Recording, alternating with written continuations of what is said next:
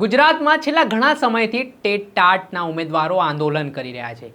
TET ટાટના આંદોલન પાછળનું કારણ છે સરકારે પહેલાં તો ટેટ ટાટની પરીક્ષા લીધી, ત્યારબાદ જે પાસ થયેલા ઉમેદવારો હતા તેમને જ્ઞાન સહાયક નામનો પ્રોજેક્ટ લાવીને કરાર આધારિત ભરતી કરવામાં આવતા ટેટ ટાટના ઉમેદવારોને આ ભરતી મંજૂર નહોતી।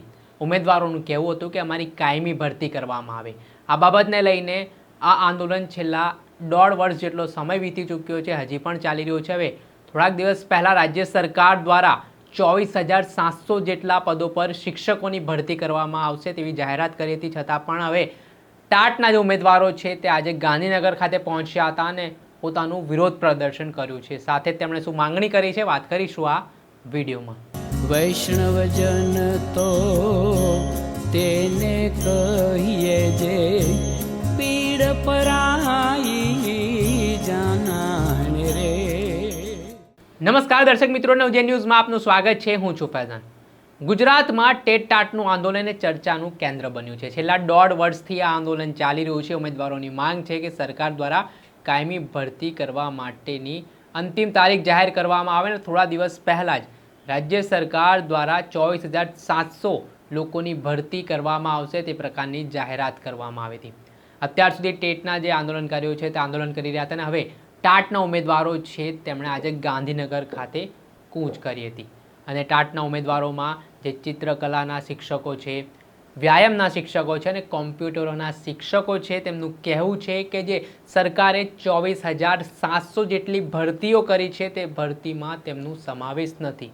જોકે તેમણે 2013, 2012 એવી અલગ અલગ વર્ષોમાં પરીક્ષા પાસ કરી છે, છતાં પણ અત્યાર સુધી ભરતી કરવામાં નથી આવી।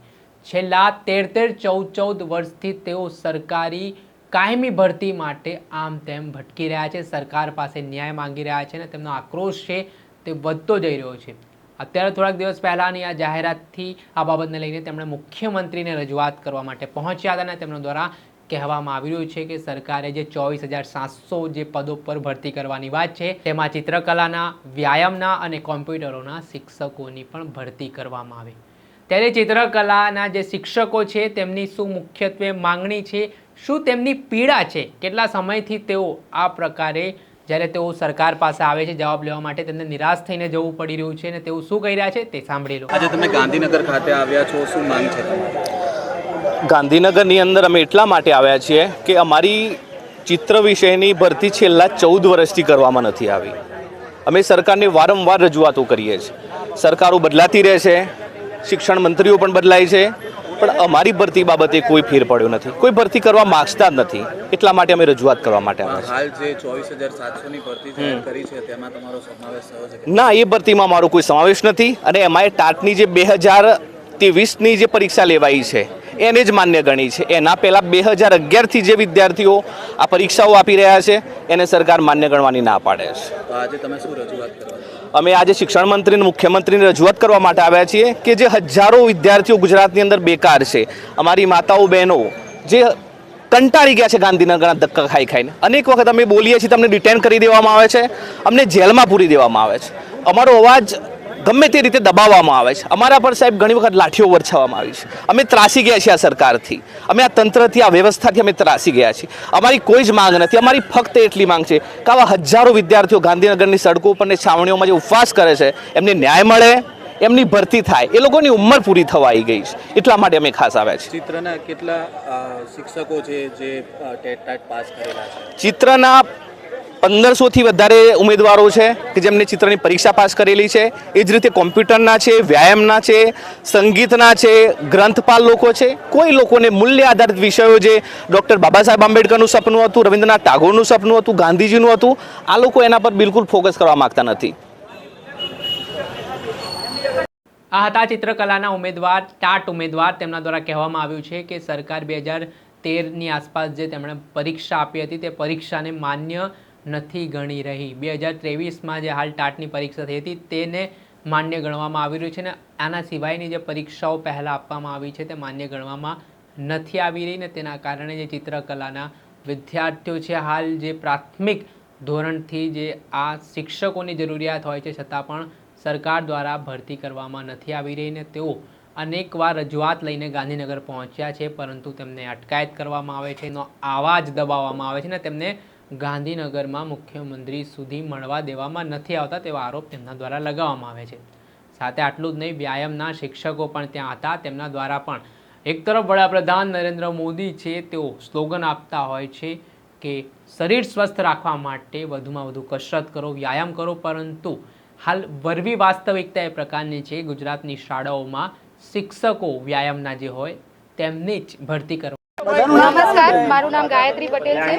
હું સ્વાસ્થ્ય શિક્ષણ એટલે કે વ્યાયામ વિષયની સ્ટુડન્ટ છું. છેલ્લા 17 વર્ષથી અમારા વ્યાયામનો સબ્જેક્ટ પ્રાથમિકમાંથી કાઢી નાખ્યો છે અને જ્યારે હાયર સેકન્ડરી અને સેકન્ડરીની પરીક્ષા અમારી લીધી છે છતાં પણ આ લોકો મહેકમ એવી જ રટ્યા કરે છે. જ્યારે કે મહેકમની અંદર પણ અમારી જોગવાઈ છે, 4 ક્લાસે વ્યાયામ શિક્ષકની જોગવાઈ આપેલી છે, છતાં પણ આ લોકો વ્યાયામ, ચિત્ર, કોમ્પ્યુટર, સંગીત, મ્યુઝિક આ બધા જ સબ્જેક્ટને કાઢી નાખવા માંગે છે. બરાબર, પણ અમારી રજૂઆત એ છે કે તમે છેલ્લા 17 વર્ષથી અમારી પરીક્ષા લો છો. એ 2011માં પરીક્ષા લીધી, 2012માં પરીક્ષા લીધી, 14માં લીધી, 18માં લીધી, પણ 18ની અંદર તો એ લોકોએ અમારા વિષયની એક પણ જગ્યા ના આપી. એમને કીધું કે ફાજલ શિક્ષકોને અમે સમાવી લીધા છે. અમને અહીંયા આવીએ છીએ તો જવા નથી દેતા અંદર. આઈબી વાળા અમારી સાથે એકદમ રૂડલી વાત કરે છે, જાણે કે અમે કંઈ તોપ ગોળો લઈને આવ્યા હોઈએ અને એમને કંઈક મારી નાખવાના હોઈએ એ રીતે વાત કરે છે. અમારી બેગ ચેક કરી લો, અમારું જે પણ અમારું ચેકિંગ થતું હોય કરી લો, પણ અમને રજૂઆત કરવા તો અંદર જવા દો. તમે બહારથી રોકી લેશો તો અમે જઈશું ક્યાં? અમારી રજૂઆત અમે ક્યાં કરશું? અને વ્યાયામ શિક્ષકને એમને ગણી કઈ રીતે લીધો? તમે મોટા હોલ્ડિંગ લગાવી દો છો, તમે મોટી જાહેરાતો કરી દો છો, યોગ શિક્ષક, વ્યાયામ શિક્ષક. તમે વ્યાયામની એક વખત પાઠ્યપુસ્તક 9-10નું વાંચો, તમને આખી જિંદગી સ્વસ્થ રહેવાના એની અંદર તમામ પાઠ આપેલા છે. 15 પાઠ છે, એની અંદર બધું જ લખેલું છે કે આ જીવન સ્વસ્થ તમે કઈ રીતે રહી શકો. જ્યારે કે એ લોકો પોતે એમ કહે છે કે સર્વાંગી વિકાસ વ્યાયામથી થાય છે. એવા સબ્જેક્ટને તમે ગણી લીધો કઈ રીતે? આ હતા વ્યાયામના શિક્ષક. તેમના દ્વારા કહેવામાં આવ્યું છે કે પ્રાથમિક ધોરણોમાં જે વ્યાયામનો શિક્ષકો હોય છે તે આખી કેડર જ ઉડાવી દેવામાં આવી છે. એટલે કે સરકાર દ્વારા વ્યાયામના શિક્ષકોની ભરતી કરવામાં નથી આવી રહી. છેલ્લા ઘણા સમયથી તેઓ રજૂઆત કરી રહ્યા છે અને તેમનું કહેવું છે કે એક તરફ વડાપ્રધાન આટલી મોટી વાતો કરે છે અને બીજી તરફ તેમના સરકારના લોકો છે તે આ બાબતોને લઈને કચાશ રાખી રહ્યા છે અને પાછી પાના કરતા નજરે પડી રહ્યા છે. આટલું જ નહીં, કોમ્પ્યુટર શિક્ષકના ઉમેદવારો પણ ત્યાં આવ્યા હતા. એક તરફ ડિજિટલ ઇન્ડિયા બનાવવાની વાત ચાલી રહી છે. આને લઈને મોટા ઉપાડે જાહેરાત પણ સરકાર દ્વારા કરવામાં આવી રહી છે, પરંતુ જે 25,000 જેટલી લેબો છે તે લેબો શું ધૂળ ખાશે તેને લઈને સવાલ ત્યાં આવેલા કોમ્પ્યુટર શિક્ષકના ઉમેદવાર દ્વારા કરવામાં આવ્યા છે. કેમ કે કોમ્પ્યુટર શિક્ષકના ઉમેદવારોને પણ ભરતીમાંથી બાકાત રાખ્યા છે. તેઓ શું કહી રહ્યા છે તે સાંભળી લો. ભણાવી શકશે તો અમારી પણ એ જ માંગ છે કે અમે પણ બીજા વિષય ભણાવી શકીએ છીએ. એટલે જેનો વિષય જે હોય ને એને એ જ કામ કરવું પડે. અને મોદીજી વારંવાર કહે છે કે ડિજિટલ ઇન્ડિયા. આ 25,000 લેબ શું ધૂળ ખાશે?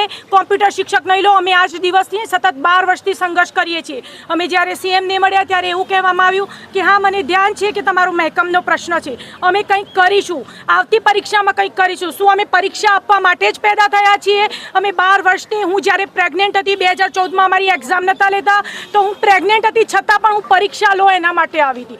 BCA પછી આ લોકોએ BEdની મંજૂરી આપી. BEd પછી 3 વાર ટાટ લીધી અને ટાટ લઈને હવે એવું કહે છે કે કોમ્પ્યુટર શિક્ષકોની અમારા શિક્ષકો કોમ્પ્યુટર ભણાવી શકે છે. તો આ વસ્તુ કેટલા અંશે વ્યાજબી છે હું એમના પાસે જવાબ માંગુ છું. આપની શું માંગ છે?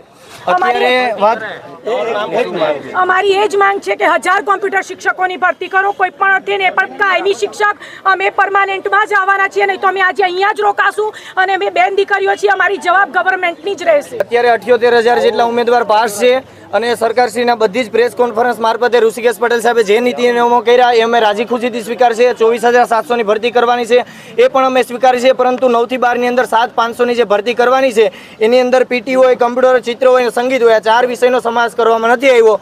તો સરકારશ્રીને બે હાથ જોડીને નમ્ર વિનંતી કરીએ છીએ કે આ વિષય ગૌણ નથી. જેવી રીતે વિધાનસભાની અંદર જોવા જાય તો કૃષિ વિભાગ અલગ હોય, શિક્ષણ મંત્રી અલગ હોય, તો એવી રીતે શિક્ષણની અંદર પણ કમ્પ્યુટર, ચિત્ર હોય, સંગીત હોય કે પીટી હોય, બધા જનું મહત્વ છે. તો આજે ઉમેદવારો, બધા જ ઉમેદવારો એક એની માંગ સાથે આવ્યા છે કે 7,500ની જે તમે રજૂઆત ભરતી કરવાના છે 9 થી 12માં, એમાં આ લોકોનો સમાવેશ કરવામાં આવે, અથવા તો 7,500 સિવાયની જે કોઈ પણ ભરતી હોય એમાં 4 વિષયનો કાયમી શિક્ષક તરીકે સમાવેશ કરવામાં આવે. એ રજૂઆત લઈને ઉમેદવારો આજે ગાંધીનગર ખાતે એકઠા થયા છે. આપનું નામ શું અને આપ ક્યાં? મારું નામ તેજસ મજીઠિયા છે, ટેટટાડ ઉમેદવાર છીએ અમે. મારે કમ્પ્યુટર, ચિત્ર, સંગીત કે વ્યાયામ કોઈ પણ વિષય લાગતો નથી, પરંતુ આજે ઉમેદવારોની જે રજૂઆત છે એની વેદનાને અમે વાચા આપવા માટે આજે સાથ સહકાર અને સહયોગ આપીએ છીએ. આપે સાંભળ્યા હતા કોમ્પ્યુટર શિક્ષક, તેમના દ્વારા પણ સરકાર સામે પ્રહાર કરવામાં આવ્યા છે ને જે ડિજિટલ ઇન્ડિયાની મોટી મોટી વાતો કરવામાં આવી રહી છે, પરંતુ ખરેખર જો કોમ્પ્યુટર બાળકોને પહેલાંથી શિક્ષણ પ્રાપ્ત નહીં થાય તો તે કેવી રીતે ડિજિટલ બનશે, તેને લઈને પણ તેમણે સવાલો ઉઠાવ્યા અને કહ્યું કે જો આગામી સમયમાં કે આજે તેમની જે માંગણીઓ છે તેનું હકારાત્મક કોઈ નિરાકરણ નહીં આવે તો તેઓ ગાંધીનગરમાં ધામા નાખશે.